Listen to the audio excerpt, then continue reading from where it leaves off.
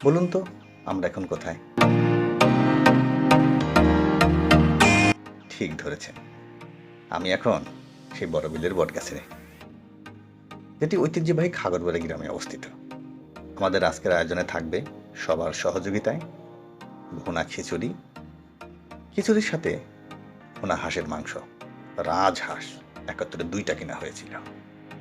তারপর রান্নাবাড়া চলবে, এরপর খাবার। ওফ, কি শান্তি!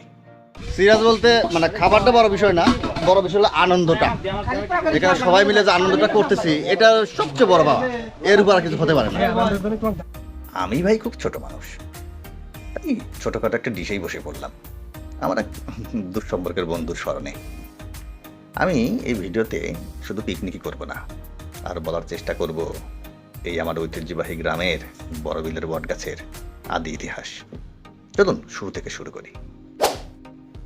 গল্পের শুরু আমার বাড়ি থেকেই। ছোট ভাই ইমদাদ মার ছোটদের সহযোগিতায় হাঁস থেকে শুরু করে সব মশলা প্রসেস করে অলরেডি বাইক নিয়ে চলে যায়, আর আমি অন্যদেরকে নিয়ে গ্রামের এই মেঠে পথ ধরে হাঁটছি আর তাকিয়ে দেখছি। আমি সবসময় একটা আনন্দ প্রিয় মানুষ, তো যেটা অনেকেরই অপছন্দ, কিন্তু আমার ভালো লাগে। আমি বাসায় আসলেই চেষ্টা করি এই ছোটদের নিয়ে, এবং আমার সম্প্রদায়ের বন্ধু বান্ধবরা বলছি, আরও কিছু ভাই ব্রাদার আছে আমাদের সেই বিখ্যাত বড়বিলের বটগাছে। এখন আমরা যাচ্ছি, ওখানে গিয়ে আমরা পিকনিক করবো। গতকাল হাটের থেকে বড় বড় 2টা রাজহাঁস কিনা হয়েছে, সেগুলো ফুল প্রসেস করে অলরেডি ওই পাশ দিয়ে ভ্যান গাড়ি নিয়ে যাওয়া হয়েছে। আমি ওদের সাথে হাইটে যাচ্ছি এই জাস্ট ভিউগুলো একটু দেখানোর জন্য।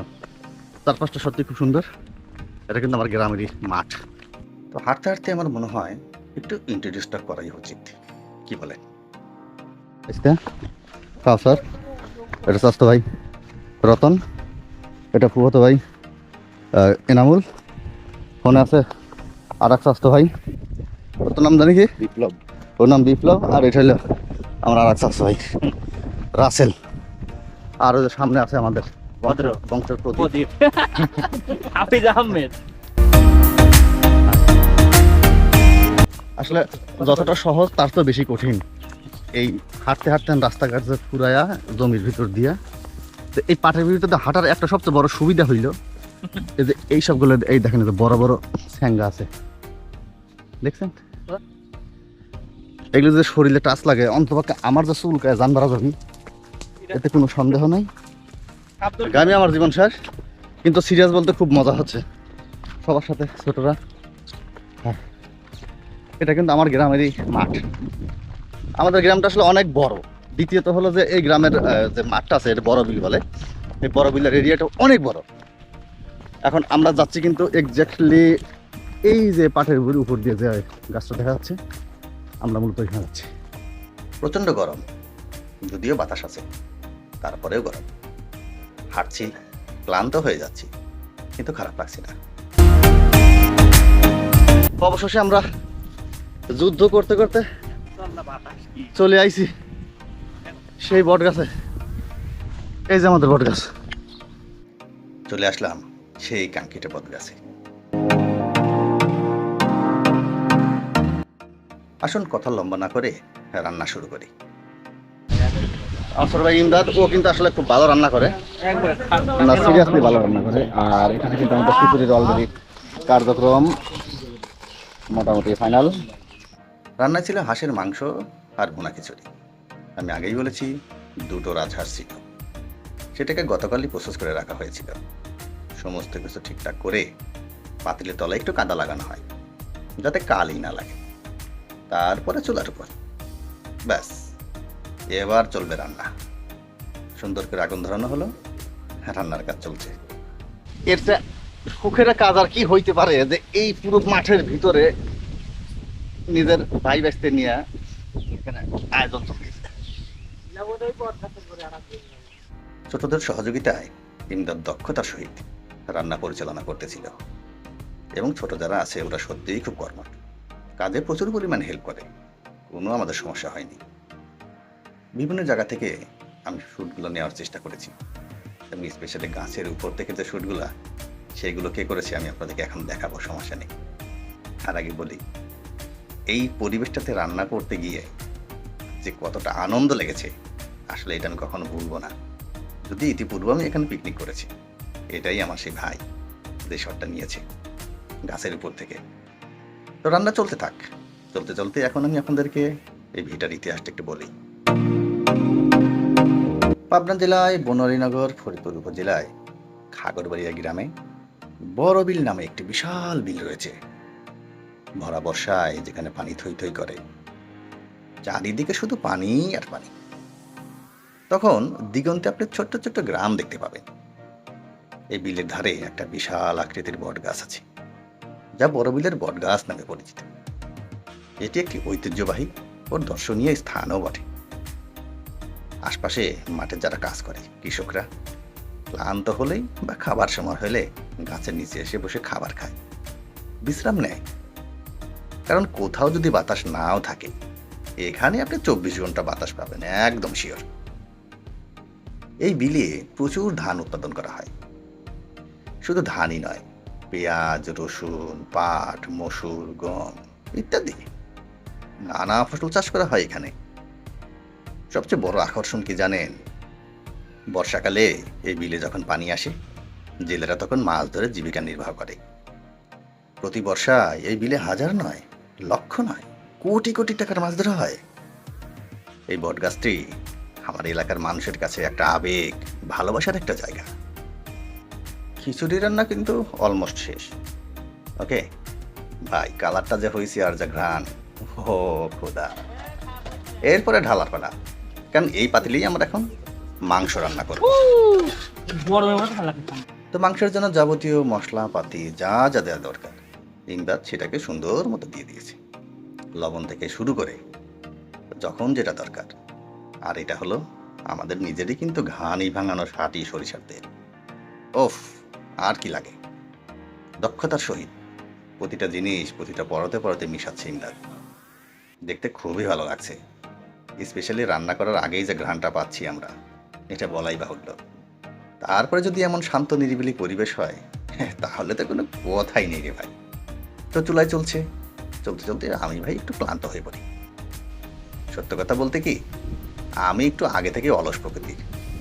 তারপরে যদি এমন একটা ওয়েদার হয়, এমন একটা শান্ত পরিবেশ, পাতার শব্দ শুনতে পাচ্ছেন না, বাতাস আর পাতার বাড়ির মাঝে যে একটা ছন্দ, এমন পরিবেশে কে না চাই ঘুমাতে। আমিও সুযোগটা লুপে নিলাম। এদিকে আমাদের আমন্ত্রিত গেস্টরা সব চলে আসে। এই যে আমার ভাইরা অলরেডি চলে আইছে, আর একটা পথ যুদ্ধ করে ভাই আর দুজন আছে। আসেন ভাই, এর উপর শান্তির কোনো জায়গাই নাই। না না, সর্বোচ্চ শান্তির জায়গা এই যে অবশেষে আমার দোস্ত মাসুদ, মাহবুব, দোস্ত সাফা চলে আইছে। যাই হোক, যেহেতু রান্না শেষ, গেস্টরা সব চলে আসছে, এখন আমাদের সেগুলো ডিস্ট্রিবিউশনের পালা। ইমদাদ সেগুলো সুন্দর মতো ভাগবাটোরা করছে আর কি। প্রত্যেকের জন্য পর্যাপ্ত পরিমাণ রান্না হয়েছে। সিরিয়াস বলতে কারো খাবারে একটু কমতি ছিল না। এটা দেখে মাহবুব কি বলে, কেমন লাগে? কেমন হয়েছে ওনার কিছু জানানোর দরকার নাই ভাই? অ্যাকচুয়ালি কেমন হয়েছে মোটামুটি? ইমদাদ রান্না হয়েছে, কিন্তু ওর রান্না ভালো। ইমদাদ ভাই পারে, অসাধারণ হয়েছে, খুবই সুন্দর। ধন্যবাদ ইমরান ভাইকে এত সুন্দর আয়োজন করার জন্য। থ্যাংক ইউ ভাই। এরকম একটা আনকমন জায়গায় আনার জন্য, জীবনের ফার্স্ট টাইম এই জায়গায় আসলাম ইমরানের বদলতে। ধন্যবাদ বন্ধু। ভাই কেমন লাগছে? খুব ভালো লাগতেছে ভাই, অনেক দূর থেকে আসছি, এই আপনাকে ভালোবাসার জন্যই এই দেশ থেকে যেতে পারতেছি না নিজের এলাকায়। ধন্যবাদ। কেমন লাগে? সেই স্বাদ না? নিজে হাতে পাকাইছিস, স্বাদ রয়েছে ভালো। কেমন হয়েছে ছোট? ইনশাআল্লাহ ভালো। ভালো লাগছে না? Thank you. পান্না ভাই ভালো ভালো। এই যে আমি আস্তে ডিশ লিছি, বলতো আমি ডিশটা নিছি কেন মাসুদ? বন্ধু মামুনকে স্মরণ করে। মাহবুব, আমার ডিশ নেওয়ার পিছনে কারণটা কি? কার স্মরণে? বন্ধু মামুন আছে, বলো। পুত্র স্মরণে পুত্র স্মরণে দোস্ত। চাচ্ছিস না রে মাখাচ্ছি আর খাচ্ছি। সিরিয়াস বলতে এটা আমি ভাষায় প্রকাশ করতে পারবো না, কতটা টেস্ট, তাই এমন পরিবেশে।